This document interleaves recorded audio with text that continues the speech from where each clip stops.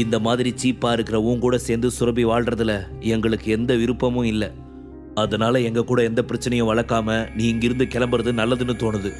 போறதுக்கு முன்னாடி சைன் பண்ணிட்டு போ என்று பேப்பரை பார்த்தவாறு கண்ணை காட்டி தயாளன் சொல்ல, தீன தயாளன் முன் கால் மேல் கால் போட்டு அமர்ந்தவன், நான் இதுல சைன் பண்ண முடியாதுன்னு சொன்னா உங்களால என்ன பண்ண முடியும்? தீன தயாளன் விக்ரமிடம், விக்ரம் இங்க பாரு, நீ டிவோர்ஸ் பேப்பர்ல சைன் பண்ண மாட்டேன்னு இந்த அளவுக்கு பிடிவாதமா இருக்க வேண்டிய அவசியமே கிடையாது. ஏன்னா நீ சைன் பண்ண பின்னாடியும் கூட உனக்கு உன்னுடைய தேவையை பூர்த்தி பண்ணிக்க தேவையான பணம் எல்லாத்தையும் நாங்க தரோம். நாங்க ஒன்றும் ரொம்ப மோசமானவங்கெல்லாம் இல்லை உன்னை அப்படியே விட்டுட்டு போறதுக்கு. என்னோட அப்பா உன்னை ஏதோ ஒரு காரணத்துக்காக சுரபிக்கு கல்யாணம் பண்ணி வச்சிருக்கார். ஸோ எங்கள் அப்பாவுக்காகவே நாங்கள் உனக்கெல்லாம் ஏதாவது நல்லது பண்ணணும்னு முன் வந்திருக்கோம். அதனால் நீ இந்த டிவோர்ஸ் பேப்பரில் சைன் பண்ணதுக்கு அப்புறமா உனக்கு என்ன தேவையோ அதை இங்கிருந்து எடுத்துகிட்டு போகலாம். காரு, வீடு இல்லை பணமாக வேணுமா, எவ்வளோ வேணும்னு சொல்லி நாங்கள் தரோம். ஆல்ரெடி நாங்கள் எல்லாருமே எங்கள் தலைக்கு 4 லட்சம் உனக்கு தரலாம்னு முடிவு பண்ணியிருக்கோம். அது போகவும் உனக்கு இன்னும் ஏதாவது பணம் தேவை இருந்துச்சுன்னா சொல்லு, நாங்கள் உனக்கு தரோம் என்று பேசி முடித்ததும் அவன் பேசிய வார்த்தைகளை கேட்டு விக்ரமின் மனதிற்குள் கோபம் வந்தது. இருந்தாலும் சுரபியின் மீது இருந்த ஒரு நம்பிக்கையின் காரணத்தால் நேராக அவள் பக்கம் திரும்பியவன், பேபி நான் உங்ககிட்ட ஒரு விஷயம் கேட்கணும் என்று சொல்ல, இப்பொழுது மெதுவாக அவனை நிமிர்ந்து பார்த்தாள் சுரபி. உனக்கு இந்த மாமாவை விட்டு பிரியணும்னு ஆசையா? நீ எனக்கு டிவோர்ஸ் கொடுக்க ஆசைப்படுறியா? சொல்லு என்று கேட்டான். அவள் தலையை கீழே குனிந்தவாறே ஒரு கணம் அமைதியாக இருந்தாள். எனக்கு விக்ரம் கூட டைவர்ஸ் அப்ளை பண்றதுல எந்த ஒரு விருப்பமும் இல்லை. இனிமே தயவு செஞ்சு யாரும் இதை பத்தி என்கிட்ட பேசாதீங்க. நான் விக்ரம்க்கு டிவோர்ஸ் கொடுக்க முடியாது என்று சொன்னவுடன் அவர்களை எல்லாம் திரும்பி பார்த்து நக்கலாய் சிரித்தவன், கேட்டீங்களா? என் பேபிக்கு எனக்கு டிவோர்ஸ் கொடுக்க விருப்பம் கிடையாதான். இதுக்கு மேலேயும் எங்க 2 பேருக்குள்ள டிவோர்ஸ் அது இதுன்னு யாராவது பேச்சு எடுத்தீங்க, உங்க யாரையுமே நான் உயிரோட விட்டு வைக்கவே மாட்டேன் என்று அவர்களை மிரட்டினான். ஆனால் எப்படியோ தன்னை சமாளித்த வசுந்தரா அவனை பார்த்து நக்கலாய் சிரிக்க ஆரம்பித்தாள்.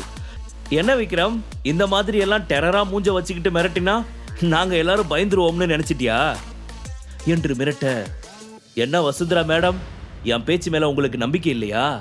நான் வேணும்னா ஒரு டெமோ காட்டவா என்று அவளை அடிப்பது போல் முன்னால் நெருங்க, அப்பொழுது குறுக்கே வந்து அவனை தடுத்த யஷ்வந்த், ஏய் உன்னோட இந்த டிராமா ஆட்டிடியூட் எல்லாம் கொஞ்சம் ஸ்டாப் பண்றியா என்று சொன்னவர் நேராக சுரபி அருகே சென்று, ஏய் சுரபி என்னாச்சு உனக்கு? இப்போ நீ என்ன சொன்னு தெரிஞ்சுதான் சொன்னியா இல்லை ஏதோ மைண்ட் அப்செட்ல சொன்னியா என்று கேட்க, சுரபியோ எந்த ஒரு பதிலும் பேசாது அமைதியாக தலையை குனிந்தவாறே அமர்ந்திருந்தாள். உங்ககிட்ட பேசி எந்த பிரயோஜனமும் இல்லை என்று சொன்னவன் மீண்டும் விக்ரமின் முன் வந்து நின்றான். இங்க பார் விக்ரம், அவ ஏதோ ஒரு கன்ஃபியூஷன்ல இருக்கா, அதனால தான் என்ன பண்ணணும்னு தெரியாம பேசிட்டு இருக்கா என்று சொல்ல, தனது ஒரு கையை உயர்த்தி நீட்டி யஷ்வந்தின் பேச்சை இடைமறித்த விக்ரம், மிஸ்டர் யஷ்வந்த், நான் உங்ககிட்டையும் இதோ இவர்கிட்டையும் ஒரு விஷயத்தை தெளிவா சொல்லணும்னு ஆசைப்படுறேன் என்று தீன தயாளனை கை காட்டி சொன்னவன் அவர்கள் இருவரையும் பார்த்து, இப்போ நீங்க சொன்னீங்களே ஒரு வார்த்தை, சேம் அதையே தான் நானும் உங்களுக்கு சொல்லணும்னு ஆசைப்படுறேன். நீங்க 2 பேருமே என்கிட்ட அதிகமா வச்சுக்காதீங்க, இல்லைனா பின்னாடி நீங்க சந்திக்க வேண்டிய விஷயங்கள் ரொம்ப டேஞ்சரா இருக்கும், பார்த்துக்கோங்க என்று அவர்களை வான் செய்தான் விக்ரம். டே என்னடா விட்டா ஓவரா பேசுற? சந்திர இதோ பக்கத்துல வந்துட்டான், அவனோட ஆளுங்களோட வந்துட்டு இருக்கான். அவன் வந்ததுமே உன்னை அடிச்சு கழுத்தை பிடிச்சி வெளியே துரத்துறதுக்குள்ள நீயாவே சைன் பண்ணிட்டு கொடுக்குற பணத்தை வாங்கிட்டு டீசெண்டா வெளியே போனா நல்லா இருக்கும். இல்லைனா அடுத்து என்ன நடக்கும்னு நான் சொல்ல தேவையில்லை என்று சிரித்தவாறு சொல்லிக் கொண்டிருக்கும் போதே அப்பொழுது அங்கே வந்த செக்யூரிட்டி ஒருவன், லால் குடும்பத்தை சேர்ந்த செக்யூரிட்டி ஒருத்தர் வந்திருக்காரு என்று சொன்னதுமே சந்துருதான் தனது பாடிகார்ட்ஸுடன் வந்து விட்டான் என்று அனைவரும் நினைக்க, நான் தான் சொன்னேன் இல்லையா, அவன் பாடிகார்ட்ஸ் உன்னை தூக்கி வெளியே எறியறதுக்குள்ள மரியாதையா நீயே போயிடு என்று எச்சரித்த யஷ்வந்த் வேகமாக சென்று சந்துருவை வரவேற்க சென்றான். இங்கே வாசல் முன் வந்து நின்ற பின்பு விக்ரமும் சுரபியும் அங்கே வருவதை பார்த்த வசுந்தரா, ஏய் இந்தா, நான் சொன்ன மாதிரியே சந்துருவும் அவனுடைய பாடிகார்ட்ஸும் வந்துட்டாங்க. அதனால இப்ப கொஞ்ச நேரத்துக்கு முன்னாடி ரேணுகாவை ஏதோ ஒரு பொண்ணை வச்சு சீன் கிரியேட் பண்ணிட்டு இருந்தல, அவளை கூப்பிட்டுட்டு வந்து மரியாதையா ரேணுகா காலில் விழுந்து மன்னிப்பு கேட்க சொல்லிட்டு நீ சைன் பண்ணிட்டு இங்கிருந்து ஓடிடு. அதுதான் உனக்கும் அவளுக்கும் நல்லது, இல்லைனா என்ன நடக்கும்னு எங்களுக்கே தெரியாது என்று வசுந்தரா நக்கலாய் மிரட்டி கொண்டிருந்தாள். நீண்ட நேரமாகியும் சந்துரு அங்கு வரவே இல்லை. என்ன இது, யாருமே காணோம் என்று அனைவரும் யோசித்துக் கொண்டிருக்க ரேணுகா அந்த வார்த்தையை வாய்விட்டு கேட்டுவிட்டாள்.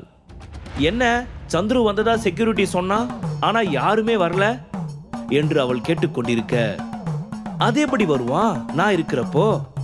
அந்த சந்துரு இங்க வந்துருவானா? ஏதோ ஒரு பொண்ணோட குரல் கேக்குது, யார் அது?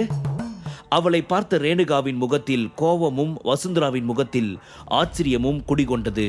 ரேணுகா வசுந்தராவிடம், நான் சொன்னல என்னை கீழே தள்ளி விட்டவனு, அது இவதான் என்று கோபமாக ரேணுகா சொல்ல, வசுந்தரா அவளிடம் அதைவிட பயங்கரமான கோபத்துடன், கொஞ்சம் வாயை மூடிக்கிட்டு இருக்கியா? அவ யாருன்னு தெரியாம நீ தேவையில்லாத சண்டை போட்டிருக்க. இப்ப பிரச்சனை ரொம்ப பெருசாக போகுது பாரு என்று சொன்னவள் மனதிற்குள் ஒருவித பயத்துடன் வேகமாக சௌந்தர்யாவை நோக்கி ஓடினாள் வசுந்தரா. உண்மையை சொன்னால் வசுந்தராவும் லால் குடும்பத்தை சேர்ந்தவள்தான். ஆனால் சௌந்தர்யாவோ லால் குடும்பத்தின் மூத்த வாரிசான தலைவரின் செல்ல மகள். அதனால் சௌந்தர்யாவிற்கு இருக்கும் அதிகாரம் அவர்கள் குடும்பத்தில் மோகன்லால் மனைவியான வசுந்தராவிற்கு கிடையவே கிடையாது. ஆன்ட்டி, இப்ப எனக்கு வர கோபத்துக்கு உன்னை என்ன பண்ணணும்னு தோணுது தெரியுமா? நீ என்ன காம்ப்ரமைஸ் பண்ணணும்னு எந்த ஒரு அவசியம் இல்லை. நீ லால் குடும்பத்துல கேவலம் வேலைக்காரியை விட கீழ்த்தனமான ஒரு ஸ்டேஜில் இருக்க. அப்படி இருக்கிறப்போ நீ எப்படி என்னை இழிவான கேரக்டர்னு பேசலாம்? உனக்கு எவ்வளவு தைரியம் இருந்திருந்தா நீ என்னை இந்த மாதிரி பேசியிருப்ப என்று சொல்லிக்கொண்டே பலார் என்று ஓங்கி வசுந்தராவை அறைந்தாள். அந்த சத்தம் புருஷோத்தமன் குடும்பத்தில் உள்ள அனைவருக்கும் காதில் கொய் என்று சத்தத்தை எழுப்பியது.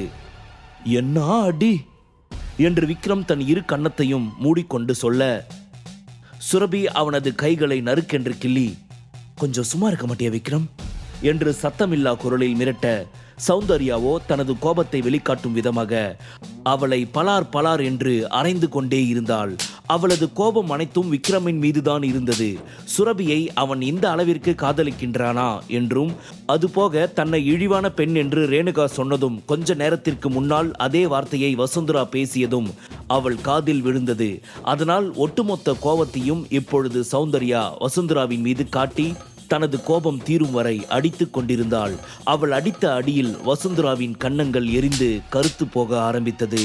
இத்தனை நாட்கள் வசுந்தராவை மிகவும் உயர்வாக நினைத்திருந்த புருஷோத்தமன் குடும்பத்தினர் மனதில் இன்று வசுந்தராவின் அவல நிலை பற்றி தெரிந்தது. அவளை ஒரு மாதிரி இழிவாக பார்க்க ஆரம்பித்தனர். முழு கதையையும் கேட்டு மகிழ பாக்கெட் FM ஆப்பை டவுன்லோட் செய்யுங்கள். லிங்க் டிஸ்கிரிப்ஷனில் கொடுக்கப்பட்டுள்ளது.